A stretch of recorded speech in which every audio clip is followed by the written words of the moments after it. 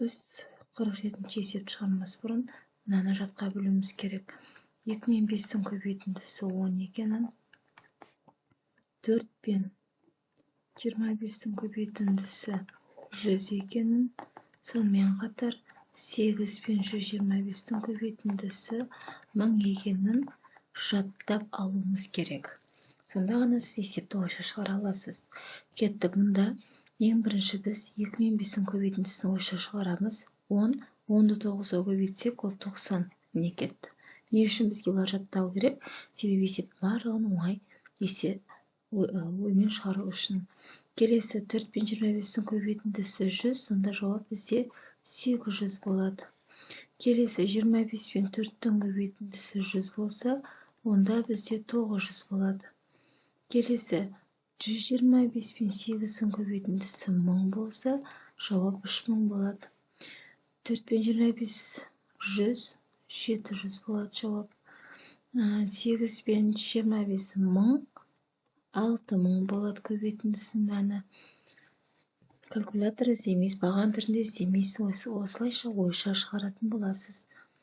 Көбейтіндісі 10, сонда 110 болады. Көбейтіндісі 100, 13-ке 2 тіркей саламын, 1300. Соңғысы мынау 1000, сонда 21000 болады.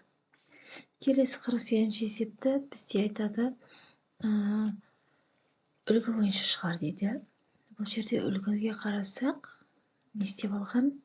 Мына үлкен санды 62, мысал үшін.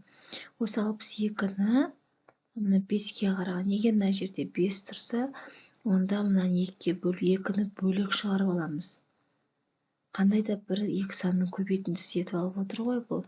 Біреу 2 болса, онда екіншісі 31 болады. Сонда көбейтіндісі 62 болады. Не үшін 2 етіп алдық?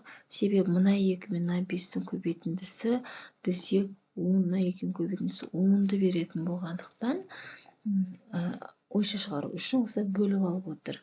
Кеттік, мына жерде 32, 5, значит, мына 2 аламыз. Сонда бізде 32-ні 2-ке бөліп жібереміз.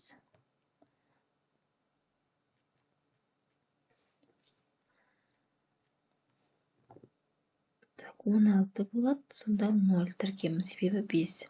2-ке 5-ті көбейтем. 25 демек, мен 16-дан 4 алам.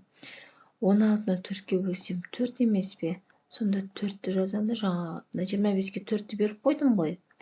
Мұна бойынша 25 пен 4-тің көбейтіндісі 100 деген бойынша 16-дан 4-ті бөлдім, 4 шықты. Мынаған 4-ті көбейтсем 2-0 тіркем, себебі 100. Келесі 125. 125 0-мен аяқталу үшін мен 8-ге көбейтуім керек. Сонда 16 ол 2 мен 8-тің көбейтіндісі, 8-ге бөлсем, ол менде 16 болады.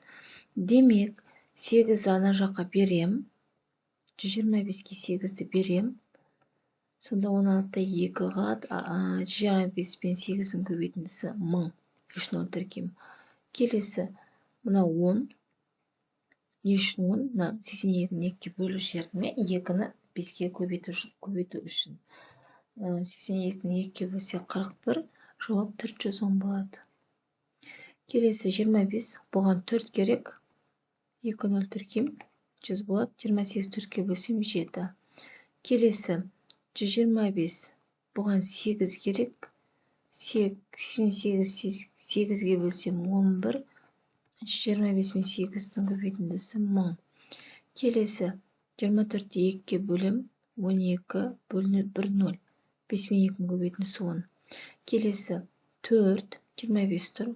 Онда маған 4 керек. 100 болады. 2-0 тіркем. 44 4-ке бөлсем 11 болады.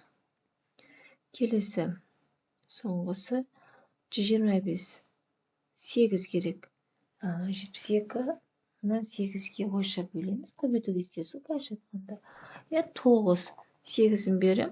9 жазылады. Сонда 9000 болады.